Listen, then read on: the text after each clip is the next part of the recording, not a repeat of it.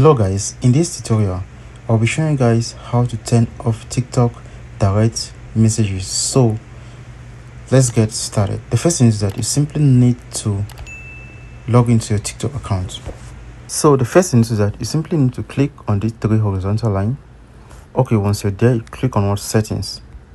So after which you click on what privacy. So once you get there, you scroll down, you click on what direct messages.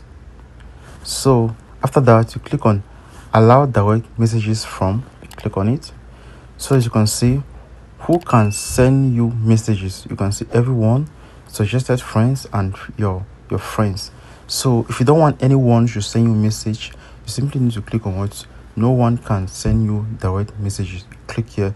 But if you want that only your followers should send you messages, or everyone on TikTok can just inbox and send you a message, you can just leave it here.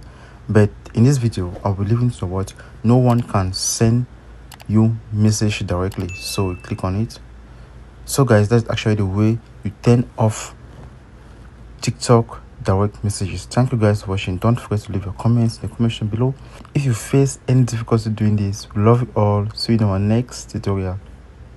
Peace out.